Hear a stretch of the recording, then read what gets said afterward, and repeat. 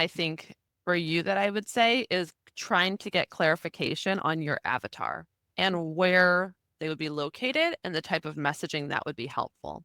Because I think that's the biggest thing that's hanging you up right now, which is that you have a great program, but it is it is a higher price point. And a lot of the women who need help with this program so far that you've been speaking with can't afford it. And so that's where I think you need to figure out, do I want to work with like corporate women and help them, or do I want to help mompreneurs like that are successful, but who are the people that are struggling with this that also have the funds to pay me?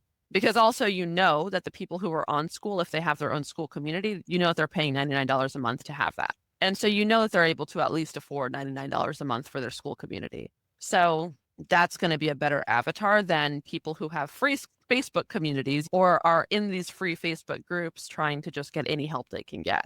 So that's just my initial thoughts. I completely agree. I think that I haven't been posting on Facebook because I feel like it Yeah. hasn't been fruitful. Yeah. And I think there's a time and place for everything. So you with Facebook, you got the social proof by just getting a large amount of people into your community, but like none of them were buying. And so now let's kind of pivot. Let's get you on to just promoting in school and getting well known in school. And then from there, you'll be able to attract a better avatar. And now you've got the people in your community to just showcase that. And then in your community, just try to make it as engaging as possible. As far as I know, I think yours is pretty decently engaged. I think you have a handful of people that are in there that are actually engaging. Yeah, there are probably 5 who consistently Okay. will respond to polls, which Okay. means I've got a couple lurkers. There's Yeah. only one person who's actually made their own post, or maybe 2, Okay. but So that'll happen as time goes on as well. Are you doing coffee chats or anything like that in there? I forget. yeah, but nobody counts. Okay.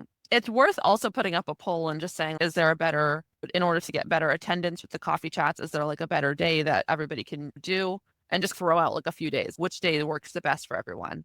And then once you have a solid day, throw out some times like, okay, if we're going to be doing them on Tuesdays, vote for which time works the best for you. And just see what people come back with. Because if you can start to get them, people who show up to the coffee chats are way more likely to engage, right? Because now they know everybody and it's just a lot more of a friendly atmosphere.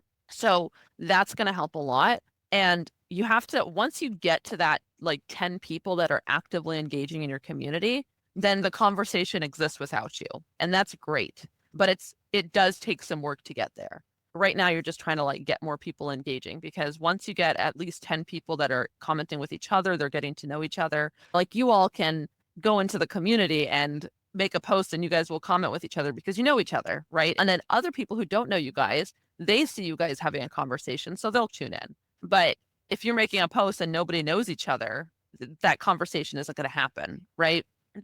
If you can get people onto those coffee chats, I have found just personally that really helped with warming everybody up. Once you get that group of people that just like really enjoys each other, you really start to build that community. And that's really cool. But it's you at the same time, you also want to try to build that community with everybody that's coming into. And ultimately, so there's a concept which is product market fit, right? Which basically means that like the product you have fits the market that you're trying to Mhm. sell it to. And so as long as that is aligned, absolutely. Like people, they'll find the money, they'll do what they need to do to make it happen. They'll open up new credit cards, they'll do whatever they need to do to make the program work if they're sold enough on doing it. So I think like it's important to, if you can have a good offer that's really appealing, you've got enough proof and social credibility behind you, and you're able to, again, and you have a product market fit, then you can sell anything. But you're in the beauty niche, Erica. So you're in the fitness, and Lucy is too. That is one of the best niches to be in because everybody wants to be more attractive on some level, right? Everybody wants to be more fit. Everybody wants to be. Now, whether or not they're willing to do the work to get there, or whether or not they're willing to invest is a different story. But everybody wants that. It's a human desire. And Mo, what you're doing, which is like productivity, it's a little, you have a little bit of an offer mask going on. It's not directly tied to one of those human desires. You're offer masking it to help them with that. So there is a little bit of a discongruency there, but that doesn't mean it's not workable. Like you've seen, right? You did some market research and you found other competitors who are making good money doing exactly what you're doing. So it doesn't mean that it doesn't work. It just means you have to see what other people are doing that are successful in your niche and just copy them in the beginning because you don't know what you're doing, but they do. So copy what they're doing, copy their messaging, copy their avatar. You can even take those people, plug it into Chat GPT and say, who's the avatar of this person, right? Like of this business and of this product, who's the ideal customer avatar for them? And then bam, now you have your customer avatar. You know what I mean? So there's some ways that you can get a little bit of clarity around stuff like that, which is utilize what your competitors are doing and then go on their websites. Where are they? What social media platforms are they the most active on? Maybe that's where you get the most active on, right?